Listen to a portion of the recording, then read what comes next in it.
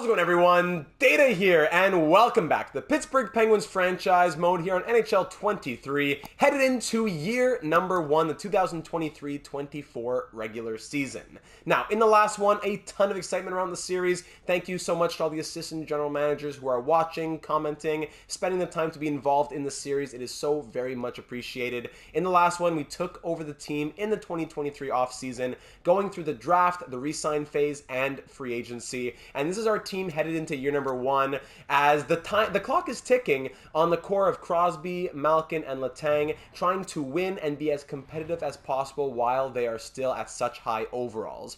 In free agency, we went out and signed a big fish in Ryan O'Reilly, a 4-year deal paying him $8.75 million per season. It's a bit more expensive and a bit longer on term than I would like, but he does simulate very well in the game. He's a perennial Selke contender, and it does allow Malkin to play on the first line with Crosby and Gensel. I don't think that's something that's been happening very much in recent history in Pittsburgh. So Malkin can play first line. O'Reilly is on the second line. As third line center, we traded out Mikael Granlund and brought in Jordan Staal. Not asking for him to do a lot. He's going to play third line in penalty kill. He does have 4-star defense, 91 faceoffs. He is still very useful. And it's fun to say, hey, we're bringing the old band back together a little bit. The second overall pick back in 2006. Jordan Staal, welcome back to Pittsburgh. 1 year at $2.25 million. Jason Zucker re-signed on a very team-friendly deal, 3x3 for him. And of course, we have 51-year-old Jaromir Jagr in the lineup just for this one season. The game says 28 because of a glitch due to age, but really he is 51 years of age and back in the NHL. The former draft, it doesn't show any of his lifetime stats. That's too bad. We'll have to look at it once he retires. He was the 5th overall pick back in 1990. He has 2 Stanley Cup rings with the Penguins, and he'd love to get one more before he finally officially calls it a career from professional hockey. Or maybe not. Who knows? Maybe he goes back to Europe. On the defensive side of things, we went out and signed Dmitry Orlov to a 3-year contract, paying him $6.65 per year. He will play top pair on the left with Chris Letang, and that replaces the former 83 overall presence of Dumoulin. Now we get an 86 in Orlov, which is a big improvement. Pettersson, Petrie on the second pair. Ty Smith signed to a 3-year extension, 1.2 per year. He'll play third pair with P.O. Joseph. And finally, between the pipes, we went out and signed a new starting goaltender coming off of his crazy postseason run with the Vegas Golden Knights. At the very least, a Stanley Cup finalist, Adin Hill. 82 overall in game. He signed 3 years at $1.75 million. He will be our starter with this, or sharing the crease with DeSmith. But headed into next season, when DeSmith's contract is up, presuming that DeSmith will walk to free agency, he will be the starter, backed up by Blomqvist, and maybe future we have Lindbergh in the system. Thankfully, the goaltending department is something that we have a little bit of prospect depth in. Looking at the scratches, we have Ruedel as our 7th defenseman, and Hollander currently sitting as our 13th forward. But as we'll get into in the comments, he has to play because in the real world, he went and signed in Sweden. But here in the Dataverse, we have the storyline of, listen, Hollander, we give you 1 year, $1 million. You're 23 years of age. I promise you're going to get NHL minutes, and then hopefully you'll want to stay with us. So we got to give him some NHL minutes. Doesn't mean he has to play 82 games, but he has to be getting full-time NHL minutes. So here's the lineup headed into next season. That's forward, defense, and goaltending. The team looks set, but there are always a few things that we can at the very least be thinking about headed into the season, and that's where the assistant general managers came into play last episode. Now, for the first comment I'm going to look at, I just got to pull up some context here. As in the draft, I forgot to mention, we had the 14th overall pick. We decided to trade down just a little bit. And with the 20th overall pick, we went ahead and selected Brayden Yager, 72 overall, medium top 6 centerman, 2-way forward out of Moose Jaw. We selected him with the 20th overall pick. And then with the 39th overall pick that we traded basically the rest of our picks for to Detroit, who had 2 picks back-to-back in the second round, we got Callan Lind, who is also a 2-way centerman. Now, Zach leaves a comment saying, I think it'd be cool to make a small deal for Riley Heidt, as you already have Jaeger, his old teammate in their minor hockey days, and Lind, another Sask boy. It'd be cool to see a future Sask line. All the Sasky boys out there. So I would love to look into that in the near future, but for a couple reasons, I'm going to hold off on it for now. These are the comments that I love, because it's not a yes or no. It's a, that's a great idea. Let's discuss it. Let's revisit it later. That's what I love about the interactive nature of our franchise mode series here on the channel. I don't hate the idea. It's just that for 2 reasons. Reason number 1, Height was just drafted by the team. I understand when the team wants to trade good young players if they're in buy now mode, but it's quite rare that a team will draft a player and 2 months later he's on the block. So already that's a bit shaky. Second, 67 overall is not bad, but when you look at what his overalls are, it's the 85 durability, the 80 discipline, that's kind of bumping up the attributes. 1.5 star puck skills, 1.5 star defense for a centerman. It's a bit concerning. So if I were to go out and say I want Riley Heidt for a future Sask line, it would have to be when he grows a little bit in overall and he actually shows me something that I want to acquire. As of now, it would take too much trade value for someone that I'm not even sure is going to develop very well. Plus, I don't know if it lines up storyline-wise as well. So, Zach, great comment. Something to absolutely keep in mind for a storyline in the future. Already having Jaeger and Lind is cool for the Sask line, but if we could add another one, that would be fantastic. Going now from Zach to Zachary, I believe. Please correct me if I'm wrong. Zachary says, great video. Thanks for all the additional hard work. My pleasure, my friend. Thank you for saying so. I think O'Reilly really got underrated with the X factors in this game. He only has the one for quick draw. I think maybe add quick pick and the defensive stick and maybe even third eye.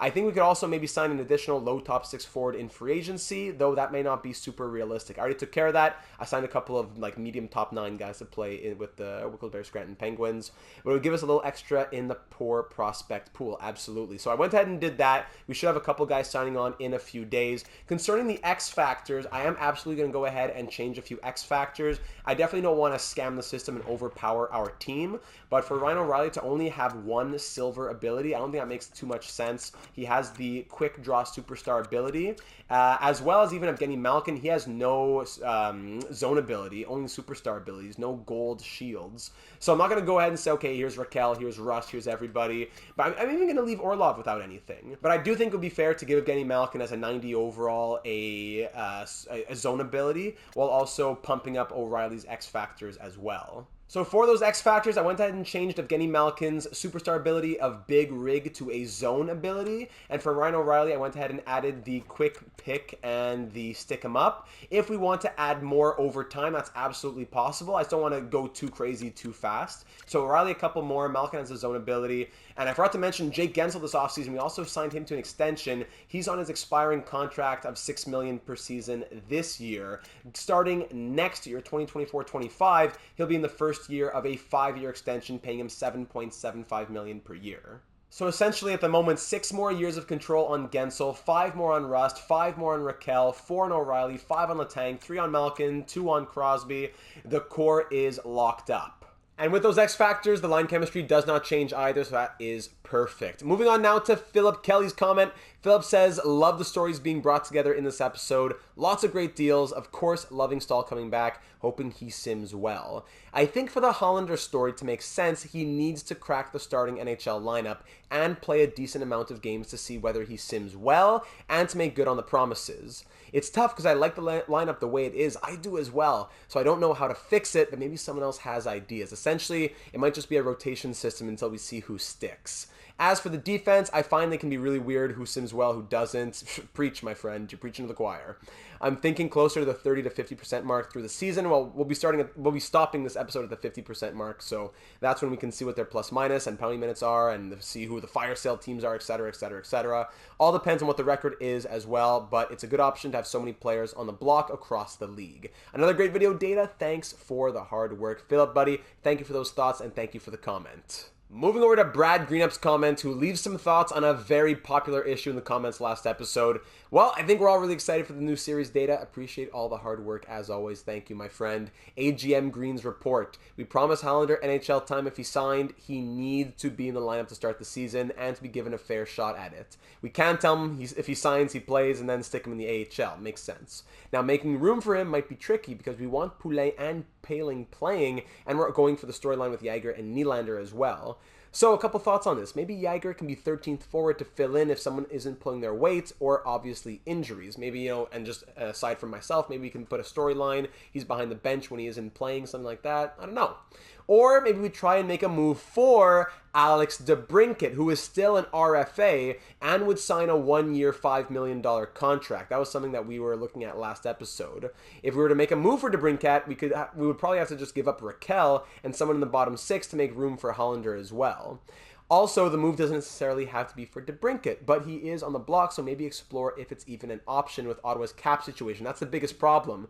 Ottawa would want to move DeBrincat, but we have no one who's cheap to move to Ottawa. Anyone with trade value would put them over the salary cap. So if not DeBrincat, there are a few other options: Teravainen, Toffoli, Arvidsson, Moore, Zuccarello, Hartman, Hoffman, Norris, Mikheyev, or maybe even Phil Kessel could be a fun comeback story. If we decide this would be a good direction to go in, it would be nice to get it done before the season. But we always have the option of getting some NHL scouts on some players. We can think about it later, bottom six, pre-deadline, blah, blah, blah. Of course, that is always going to be the plan, and I like those names. Green goes on to talk about Malkin's zone abilities, O'Reilly's X factors as well. We touched on those already. I think they could probably even be more, as Green says, but I think I'll just keep it as is for now. Once they earn them through the series, that's where it'll be fun to add more according to the storyline that they produce. I'm also interested in seeing what the coaching staff is looking like headed into the season. Gotta think if success doesn't come soon, heads will roll throughout the coaching staff. We have made some great moves so far and have brought in quality players with Stanley Cups and leadership experience. I'm excited to see all the hard work in the offseason pay off, hopefully. Be well, Data. AGM Green. AGM Green, thank you for those thoughts, my friend. And I think aside from the DeBrincat talk that I already went over a little bit, it'll be tough to get him. It'll be fun to get him, but it would really be tough. I looked into it a bit more closely, and essentially it does not work right now. If we want to offer DeBrincat a one-year deal to make him tempted to sign, we don't have the compensation to do it. We'd have to offer him anything $4 million or less, or 4.1, I believe, and less, to give up a second-round pick. If the contract is for anything above 4.1, we have to give compensation that we don't have. So for anything above 4.1 million, we have to trade back for our original pick so that we can give them as compensation. And honestly, I already went into the future and tried it out on a different save file. I don't think it's cheesing the system, because in the real world, I would have at least talked to his agent to see if he's interested. And at $4.1 million, he is not interested on a one-year deal. It has to be 1 year, $5 million. So either we trade for him, which we can't do because we don't have the trade value and Ottawa doesn't have the salary cap space, or we sign him, which we also can't do because we don't have the compensation. So it's a really sticky situation that I just don't think works, unfortunately, as fun as it would be to get Alex DeBrincat. Now, what Green also said, looking at the coaching staff, come on, these menus. Looking at the staff chemistry is super important. And when I looked at it, I was surprised to see only 35% staff chemistry. But here's what I'm thinking. If I look at which coach does everyone not like the most, low coach chemistry with Atkinson, low with Grossman. Atkinson doesn't like Grossman. Grossman doesn't like Atkinson. This guy doesn't like Atkinson. This guy doesn't like Atkinson. There you go. So Atkinson, I'm going to go ahead and fire Pablo Atkinson. Bring staff chemistry up to 55%. I'm also going to sign Moroza because D- coach doesn't really do anything for me. That brings chemistry to 56% now. Okay. So what I'm going to go ahead and do is promote this guy to NHL Associate. There we go. Chemistry to 64. I got to play the chemistry game. Go back to the pool of coaches. Go back to Atkinson, because I like him with the A on the power play. Go back to Atkinson, who's also a generalist, which is nice. Now I get to sign you for an 8-year contract. Money doesn't matter because owner mode's off, and this coaching system is broken, so I don't feel bad cheesing it. And I say, listen, I'm going to sign you as the NHL assistant coach for 8 years, and hopefully he wants to do that. Then I can put him back to associate coach, whatever, and the chemistry should be a lot higher, maybe into the 70s, which is a huge difference from the 35% that it was at. So, beautiful. We'll take care of that. We'll see if he signs on in the coming days. Worst case, I have to do some more musical chairs, and I'll get it figured out. Closing it off over on the Discord server with Intelligent Dice, who comments, Data, I bet this roster looks better than the one they have the Penguins come July 11th, 2023 in the real world.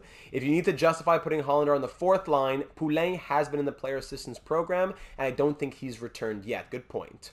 Drew O'Connor has been the Penguins' best young forward by a mile IRL. I think Pusanen should be AHL 1C as he has a chance to make the big club this year.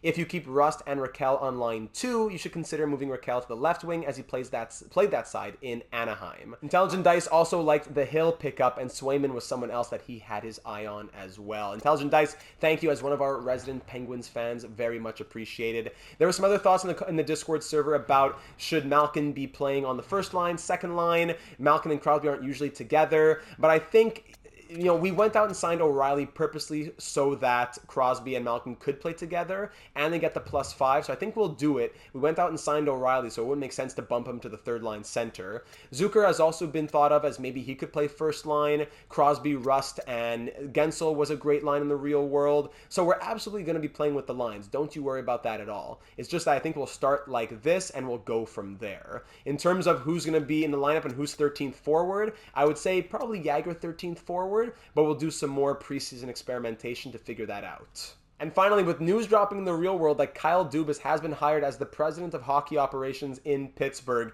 ZNC commenting, now GM data has to answer to president of hockey ops, Kyle Dubas. So, this is GM mode. We're not the president of hockey ops. So that it could fit into the storyline. The realism continues, no problem. So Kyle Dubas, now the president of hockey ops. If we don't deliver and we get fired in a few seasons, it will be Kyle Dubas who's handing GM data the pink slip. So with those comments taken care of, what I'm going to be doing now is simulating through the preseason while off-screen rotating through Hollander, Poehling, Poulin, Jagr to see who sticks the best in that bottom 6. And then I'll show you the results at the end of the preseason headed into the regular season. And on our way there, Pablo Atkinson signs on as the NHL assistant coach. Beautiful. Cole Fonstad signing on for the AHL team, as well as Aiden Dudis. Not Kyle Dubas, Aiden Dudis. And also, if you want to look at the coaching staff chemistry now, it was at 64%. Now it is at 70%. So I could even rotate. This guy's pretty happy. It could keep, they're both B-, that works. And we could hire a goalie coach as well. I'll look into that off screen. But just to say, from 35 to 70% staff chemistry by having basically the same staff, just firing and then rehiring. And do they still not like him? Grossman, does he still hate this guy? Yeah, still low chemistry, and yeah, still low chemistry for everybody with each other, but 70%, I'll take it. So it's a bit of a rocky preseason. We go 2-4-1 through those 7 games. But in those 7 games, Sidney Crosby scored 10 points, and we are looking, well, not top heavy, but the top performers are the top performers. Jake Gensel, goal per game, 9 points. Malkin, 8. Zucker, 7, which was nice. Stahl, 4. Smith, 4. Letang, 4. Alex Nylander, 3 goals in 7 games. Hollander, 3 points in 6 games. Very good. Brian Rust with 3 and a -6. That was odd. The second line was not great. 3 points, and 2 points from the 3 forwards. -6, -5, -5. Not ideal. Pedersen, 2 points. Poehling, 2 points in 5 games. Orlov, 2. Poulin, a goal in 4 games. Drew O'Connor, I actually forgot to say that I was going to put him in the lineup as well. He scored 1 goal in 5 games. Jagr, 1 goal, 1 assist, 1 game, 1 assist. Legend. P.O. Joseph, 1 assist. Petrie, no points. So, of the fourth liners that I rotated around, Jagr, who we already know is going to be around 1 assist in 1 game. Drew O'Connor, 1 goal in 5 games. He was solid. I like him. 4-star physical. I wish his overall was a little bit higher. It's hard to get a 77 in the lineup when there are 78s and 79s who are performing a bit better. Poulin had a goal in 4 games. Poehling, 2 assists in 5 games. And Hollander was the biggest surprise. He did very, very well. 3 points in 6 games. Same for Nylander. 3 goals in 7 games, getting 10 minutes of ice time per night. The goaltenders, Aiden Hill was outstanding, but then, of course, in the final game of the preseason, I think he let in 8 goals as we lost 8-4. So his numbers took a big beating, but his numbers were very good before that, while DeSmith was consistently not very good. 1-1-1 with an .863 save percentage and 4.12 goals against average. Aiden Hill, in a 4-game sample size, with allowing 7 or 8 goals, only had a goals against of 3.22, so that's not horrible, and an .890 save percentage, going 1-3-0. So Aiden Hill, of course, is the starter headed into the season. I went ahead and fixed up some of the special teams. I didn't touch them for the preseason, but now I did, so maybe that'll change things. The last thing I'll have to do is just fix up the AHL lines. And there we go. That's about as good as it's gonna get. Alrighty, so preseason taken care of. These will be our lines headed into our first game of the regular season. We'll go Zucker, Stahl, and Nylander as predicted on the 3rd line. 4th line will be Hollander, Poehling, and Jagr to start the season. I would assume that over time, fatigue, he's 51. The main guy to rotate in for him will be Poulin. So really, 13th forward, I would think for the most of the season, is Jagr. But we'll see how things go over time. Special teams are set. Scouts are sent out. Jersey numbers, captains, contracts, everything's taken care of. The summer of data is complete. And we're ready to finally start our new journey, our new challenge with a new franchise. And it all starts here. Game 1, Year 1, at home at PPG Paints Arena, hosting the Anaheim Ducks. Let's do it. Finally, after long last, Hextall out, Burke out, Data in. It's showtime. First period, 1-0 Penguins, and Marcus Pettersson against his old team opens up the season and series scoring with a shorthanded goal, no less. Shots are tied at 9 after 20 as Pettersson beats John Gibson, the player we were thinking about getting in the offseason. We passed on him, and there's our first goal of this series. Second period, 3-2 Ducks.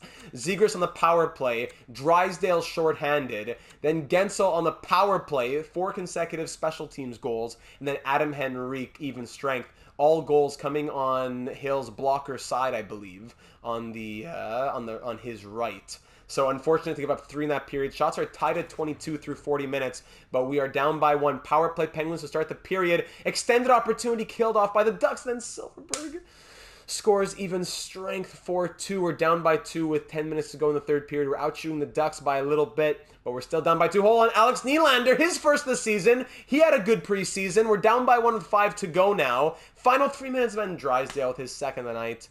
That will bury us, as we unfortunately drop the season and series opener. Despite outshooting Anaheim 34-29, we lose by a score of 5-3. Terry 3 assists, Drysdale 2 goals. Tough way to open it up, but we'll try to build on it from here. Scoring 3 goals was good, but we can't be allowing 5. Jordan Staal with 2 assists in his return to Pittsburgh. Jaromir Jagr, his return to Pittsburgh. It was an emotional night at PPG Paints Arena.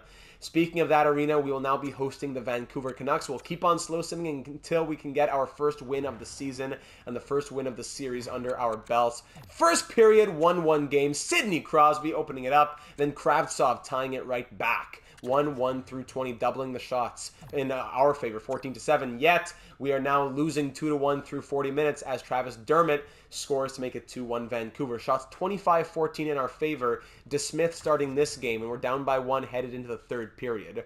Goaltending could be a big issue in this first half, and we're not tied to anybody. In EA Voodoo Land, I am not tied to any goalie. And there's Dries, 3 goals on 22 shots past DeSmith. But we, the forwards, cannot be excused either. 1 goal on 29 shots. With 5 minutes to go, still down by 2. 1 goal on 35 shots, but Voodoo Thatcher Demko is going to make 36 saves on 37 shots, and we lose by a score of 3-1, of course. 36 saves, yeah. Makes sense. There we go. No problem. And we'll continue the homestand now, taking on the Buffalo Sabres. Our next game after that against the Canadiens. So I think it's a 4-game homestand to start the season. Hosting the Sabres, they're 0-1-0. We are 0-2-0. First period, 1-1 after 20. Dylan Cousins on the power play against DeSmith in there. 1 goal on 6 shots. Beautiful. Jake Gensel scoring late on Tristan Jarry, our old starting goaltender who went and signed with Buffalo in the offseason. How about that? Second period now. We know how to beat him. Come on. 4 goals on 14 shots. We're done. I'm done. I'm done with DeSmith. I'm already finished. It was a tough preseason that had me very frustrated heading into the season. He got a couple starts, and he's been atrocious. I'm ready to trade that guy now. 820 save percentage. Amazing. Okay. Hill's going in. Auto-rotate goalies being turned off, and then I'm just simming in the calendar until we can get a good little streak going. Come on now. Ridiculous. 0-3-0 to start the season. Come on now. Terrible goaltending. Let's see if Aiden Hill can do it. If not, I don't care. EA Voodoo, I will make as many changes if I have to. There's the first win of the season. 6-3 at home against the Canadiens before we go on the road now. 6-4 win, 4-1 win. Come on now. There we go. 3 straight losses followed by 4 straight wins. 4-3-0. Beautiful with a win on the road against the Oilers 3-2. 3-2 win against the Blackhawks. Keep it rolling. On the road to take on the Capitals, we lose 3-1. Hurricanes, who are 5-3-2 in Carolina. Hollander sprained ankles. That's where Poulin comes in now. Hollander, let's see how he was doing as well. Hollander, 3 points in 10 games. Not horrible with limited ice time. Yeah, I'll give it to him. No problem. Poulin will now draw into the lineup and play fourth line with Paling and Jagr. All right, ready to keep on going. Hold on. Woo, 7-1 loss against the Hurricanes. Yikes. Let's see. Hollander will be back after this game. Let's go see the Maple Leafs. Why not? Kyle Dubas' old team, the Maple Leafs. Let's go see them. The president of Hockey Ops is going to be in the booth with GM Data. At home against the Bruins, who are 5-8-1. We lose 2-1. Blue Jackets are 4-7-0. We lose 12-0, right? Let's see this one on the road against the Blue Jackets. Nice long simulation. 4-3 win. Thank you very much. And then a 4-1 loss against Minnesota. What did Poulin do so far? 3 games, no points, -3. Bye-bye. What's going on over here in the lineup? Raquel, 3 goals, 4 assists, -7. That second line was not good in the preseason. -6. Oh my goodness. Let's try Zucker and Raquel swapping. Let's see how that goes with Zucker playing with O'Reilly and Rust, Raquel playing with Stahl and Nylander. Let's try that. Nylander in the top 6 may even be a possibility for us.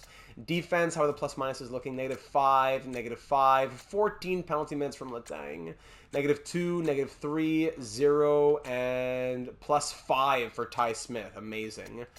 Pettersson was only -2. Yeah, not going to make big changes to the defense just yet, but that is a tad concerning. Let's keep going to the game against the Maple Leafs at home against the Oilers. No, thank you. Not going to do that deal. San Jose, they know what Zucker did in San Jose with our series. They want him now. 3-1 win against the Oilers. Through 14 games, we are 500, 7-7-0. Now at home to take on the 8-3-2 Toronto Maple Leafs. Kyle Dubas in attendance, of course, up in the booth with GM Data. Let's hit it. First period, 1-0 Maple Leafs. It's Nick Robertson on Aiden Hill. Second period, 1-1 as Jaromir Jagr ties it up. Let's go. The 51-year-old ageless wonder. Shots are 25-20 through 40 minutes in our favor, and we're tied at 1. Headed into the third and final period here at home to go above 500 and hopefully stay above 500. Power play opportunity here for the Penguins. Extended 5-on-4. Super extended 5-on-4, and it's killed off by the Maple Leafs. Shots 37-24, and of course they're going to score twice. 3 goals on 27 shots. Yeah, there we go. There we go. 1 goal on 40 shots. Every simulation I go into, we're getting tons of shots. Samsonov, 39 saves. But we can't capitalize on the opportunities. I don't understand it. 39 shots. I need to get a bigger sample size, but I'm ready to start thinking about moves sooner rather than later. We're 7-8-0 to start the year. Ridiculous. At home to host the Sabres now. Aiden Hill still between the pipes. We shut them out 5-0. There you go, Aiden. Come on now. In Toronto to take on the Leafs. Sore foot for Jordan Stahl. You're out a month because your foot is sore. Come on, at least tell me bruised heel or broken toe or something. So now with with Stahl out, I suppose Paling slots up. He's not been very good, but I suppose Paling slots up. Worst case, O'Reilly slots down, but now let's try giving it to Paling. Let's see what he can do. Raquel, Paling, and Nylander, and then Hollander will play center with Poulet on the left and Jagr on the right. We'll see how that goes. 3 games. He was -3 in the last 3 games that he played. So that we win 5-0, then we lose 6-0. Okay, what's been how many games now? It's 17 games. 18, 19, 20. After game number 20 against the Islanders, after game 20 is when we'll take a pause, look at things a bit more closely. On the road against the Canadiens, they're 10-8-0. We lose 5-3. Shocking. Shocking stuff. Blue Jackets are 9-10-0. We lose 3-2. Islanders, we lose 3-2 in the shootout. Yeah, time to make changes. 8-11-1 through 20 games at the bottom of the division. What is this? What can we say about this team? I don't know. Gensel and Malkin both have 16 points in 20 games. Malkin, Crosby 14 in 20 with 9 goals. O'Reilly 14 points, -8. Rust is a -13. Stahl, 10 points in 17 games. He's great. Jaromir Jagr, at the age of 51, has 10 points in 20 games and is a -1. But Raquel has 9 points and is a -10. Letang, 8 points, -10. Zucker, 7 points. Hollander, 6 points, +2 in 17 games. Orlov, 6 points, -10. Nylander, 6. Smith, 5. Paling, 3, -6. Oh my goodness. Come on now. And goaltending? Is it Hill? Not even 8-9-1 with a shutout, 904 save percentage, 3.07 goals against. What's up in the AHL? How's Blomqvist doing? Not even that great himself. It's tough with the no movement clauses, but I'm going to try a big line shakeup, and then after that, we're looking at serious alterations to this team. And then the staff chemistry is down to 47%. Is it this guy Atkinson again? Is it you? Atkinson, Grossman. Goodbye. Pablo Atkinson. Staff chemistry back to 61, thank goodness. I'm not even going to hire an assistant or a goalie coach. Staff chemistry is 61. That helps. I bet that was a huge thing about the simulation. That is a large impact. And 41%, you want to get at least 70%. 60 is fringe. Hopefully it continues to go up. Come on now. Malkin, 3 goals, 13 assists. This guy's just a pure playmaker now, I guess. It works on that line. I'm going to keep it. Rust, you're horrible. You're gone. Nylander, you move up. Why not? Nylander with O'Reilly and Zucker. Are you scoring? 1 goal, 2 goals. I need a goal scorer on this line. Who can score me goals? Secondary scoring. Raquel, back up. You'll play with O'Reilly and Nylander with your plus minus. 1 goal, 6 assists. 1 goal, 2 assists. 5 goals, 5 assists. You play third line. Fourth can stay the same. Defense now. Orlov, -10. Okay, you're out of here. Who can do well for chemistry? Let's go Smith. Ty Smith, why not? You have 5 points and you're a +4 with decent ice time. Top pair, congratulations. 0, -3, -2, -10. All right, Orlov's playing third pair with P.O. Joseph, with Pedersen Petrie on the second.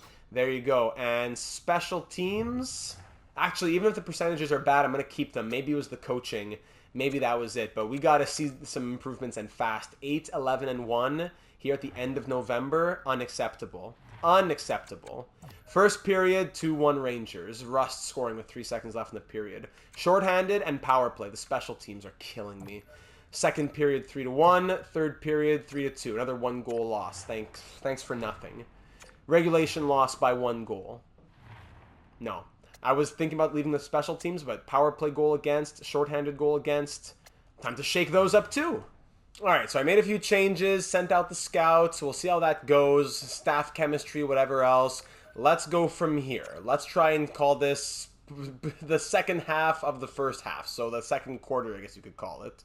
And it all starts against our biggest rivals, the Philadelphia Flyers. We are in Philadelphia at Wells Fargo Center. They are 12-9-1. We're 8-12-1. We both have subpar records in the last 10 games. Let's see if this could be our first game to take as a jumping point. Let's do it.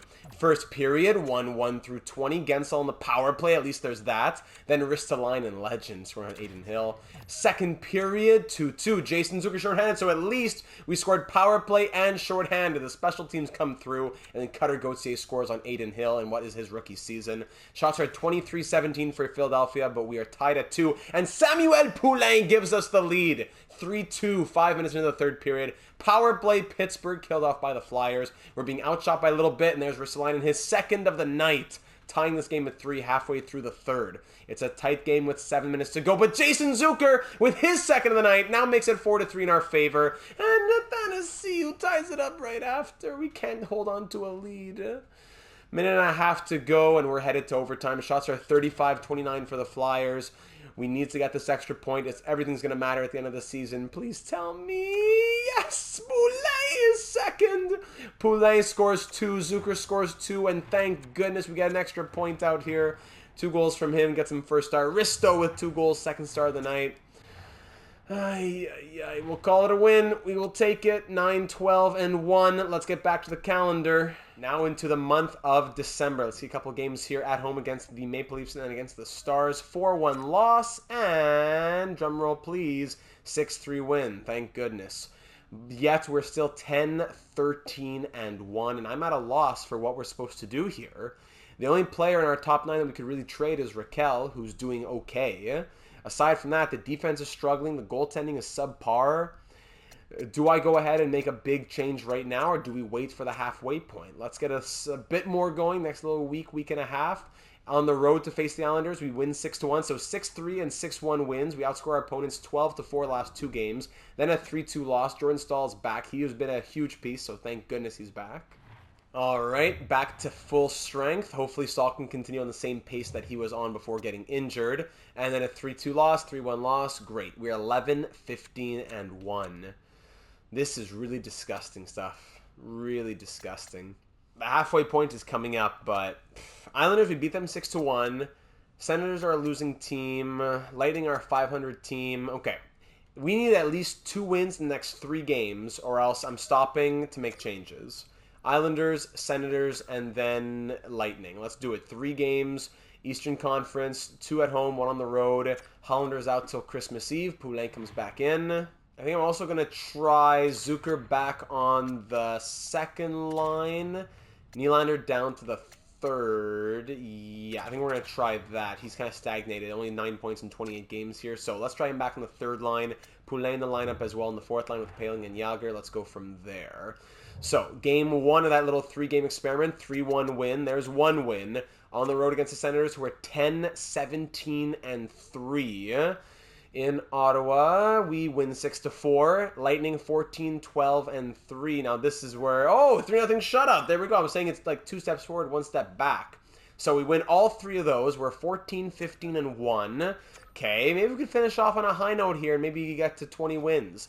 Let's go here. At home against the Hurricanes. Jordan Stahl's old team. First period, 0-0. Second period, 2-2. Necas, Crosby, Teravainen, Crosby. 2 from Sid. Shots 20-19 for the Hurricanes. Brent Burns scores on the power play 48 seconds in. We're down by 1 here in the third period. Aho makes it 2. Hill's not doing it for me. Hill's not doing it for me. Down by 2. I know the scoring hasn't been there, but we can't be having 895, 900 save percentage. I need 910, 915. And there you have it. 4-2 loss. Lovely. So the 3-game winning streak is snapped. Let's see. Capitals are a good team. Then we have Christmas break. Let's keep doing it. I need to see another 3-game period. I need 2 out of 3 as wins. I'm going to keep doing 3-game periods like that until we get to the halfway point if we have to. Hollander's fully healthy. Let's give Poulet a couple games here. 3-2 win against the Capitals on the road. That's good. Let's get back to 500 with a win against the Canucks. Glover, broken arm. Head coach can replace him. Against the Canucks here on the road. We face the Canucks, the Kraken, the Sharks, the Flames. A little Western Conference swing. Fourth, Poulet injured himself. All right. Hollander comes back in, that fourth line left wing spot. Classic. Not the first time, actually, that I've mentioned that in a franchise mode series, where the fourth line left wing spot is like an injury magnet. So maybe, take that for what you will. Hollander back in the lineup. Welcome back. And we'll go back to our experiment of we need 2 wins out of 3. All right, 4-3 win in the shootout. 1-0 shutout victory against the Kraken. We're 17-16-1, back above 500, taking on the Sharks in San Jose, who are 20-15-1. We beat them 3-2. All right. Okay, we're 18-16-1 here in game 36 on the year. We got to keep taking this slow, I suppose. Another 3-game period. Show me 2 wins out of 3. We're on a 3-game winning streak. 2-1 win. Very good. What are these trades? Why would I give you my second and my third for this junk? At home to host the Capitals. Head coach replaced player down in the AHL. And Zucker strained hamstring. So now we got to call somebody up for this, unless Poulet has a playable injury. And he does not, so somebody has to get called up. Injuries down there as well. Waiver eligibility, we don't know. It's for a short period. I don't want to risk losing O'Connor. If it was a long-term injury, I would call him up. But I guess let's just call up this guy here. What's his name? Svekovsky, Silent J? I'm not going to even try on that one. So we'll just call him up since it's going to be a very short-term assignment. There you go. Looking good, Lucas. Looking good. Back to the simulation now. Let's see, where were we? Got to stop, go back. Okay, 2-1 win and then a 2-1 overtime loss. So 1-0-1 in that 3-game period. And then against Seattle at home, we shut them out. Now we lose 3-2 in the shootout. So 1-0-2 in those 3 games. We're 19-16-3. Game 38, so now 39, 40, 41. The official halfway point will be against the Flyers. Let's just get there. Blue Jackets, Sabres, Poulet is back. Let's get Lucas back in the AHL. Okay, that's all good. 4-0 win against the Blue Jackets. Aiden Hill's getting on his game. And O'Reilly, a concussion. The injuries are killing us. Oh my goodness, gotta call him back up. Lucas back in the lineup. Stahl second line center. Let me take care of this. Actually, what am I saying? Malkin will go second line center. Russ can go to the top line. Lucas, welcome back to the lineup. Okay, 6-2 loss against Buffalo, of course. Now the last game of the first half of the season comes against the Flyers. And thankfully, Zucker back in the lineup. So Lucas back down to the AHL. All right, so here we are ready for the halfway point. The Flyers are 25-14-3. Let's see if we can get a win against them at home. Headed into the conclusion of the first half where we head into the second half. Come on now. First period, 1-0. Chris Letang shorthanded. Thank you very much. Second period, 4-3. All right. Cam York shorthanded. Cutter Gauthier power play. We're down 2-1. But then Raquel, Malkin, and Gensel storm right back. We're up 4-2 before Tony DeAngelo scores late. And we're now up by 1. Shot 17-15 in our favor. 4-3, in the Flyers' favor, and now it's 4-4. Kevin Hayes scores on the 18th shot of the night on Adin Hill. 4-4 game, 5 minutes into the third period. Shots pretty even now. Neither goaltender looking too hot. Ryan Ellis scoring the 5th goal on 24 shots past Adin Hill. Power play Penguins killed off by the Flyers. We were up by 1, now we're down by 1 with 3 minutes to go. Final 2 minutes in this one, and there you have it. Nice regulation loss to end off the first half. Another 1-goal loss.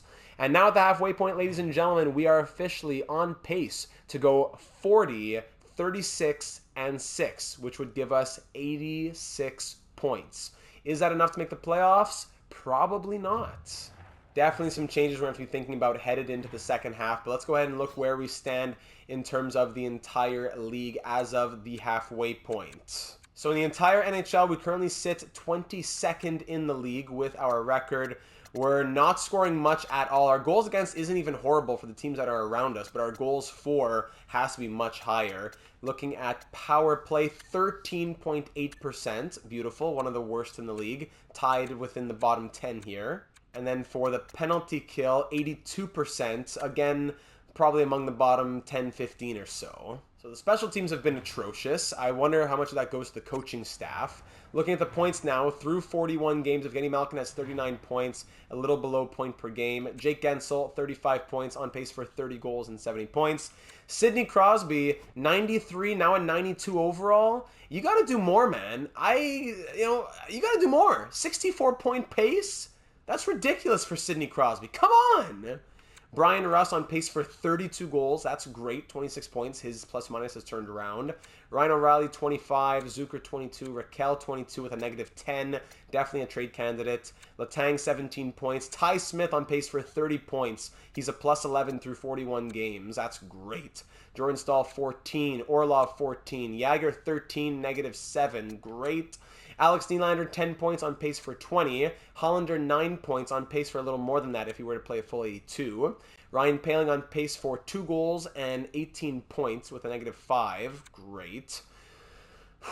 Pettersson, 8 points. Petrie, 7 points and a -3. The guy scores 40, 50 points a year. He's on pace for 14 points.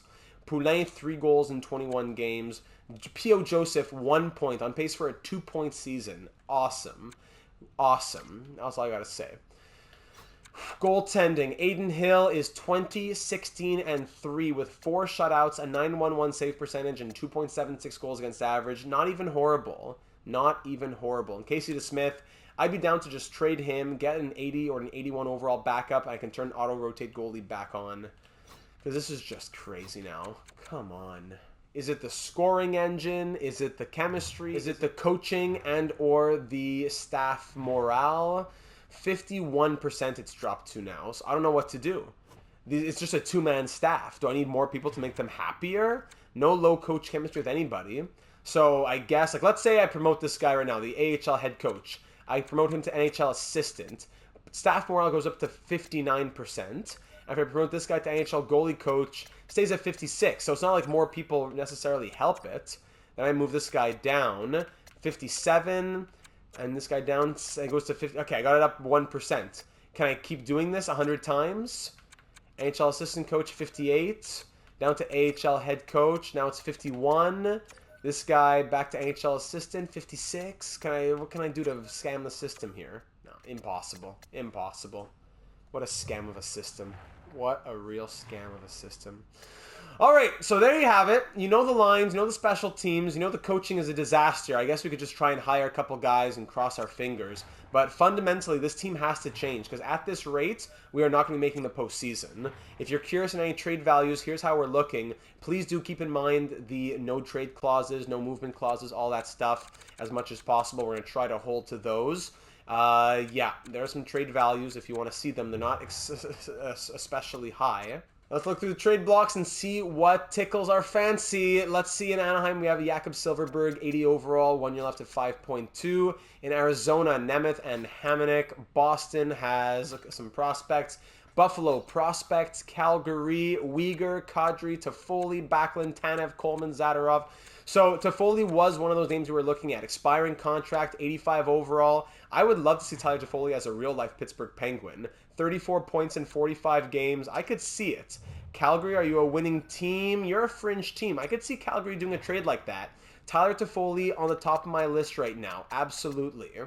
Going on to Carolina, they have a bunch of prospects. They always have all their guys, Pesci, Teravainen, but in the real world, they would not be looking to have a fire sale in Carolina. Chicago, Johnson and Zaitsev. Colorado, Bocage. Goodbranson in Columbus. Dallas has some more prospects. Detroit, Pius, Patrick Kane Suter, Danny DeKeyser, Channel Legend. Okay. Edmonton, prospects. Florida, prospects. Los Angeles, prospects. Minnesota, Zuccarello, Hartman. We were thinking about them. Zuccarello has, let's see, okay, 38 points in 41 games. I like that. Playing first line right now. 36 years of age, though. Wouldn't be a long-term guy. Toffoli could turn into a long-term guy. Ryan Hartman, super cheap contract, 27 points in 37 games. I could see that as well. Goudreau on the block, all right. Canadians have Hoffman on the block, expiring deal, 31 points in 42 games. Josh Anderson, Gallagher, Armia.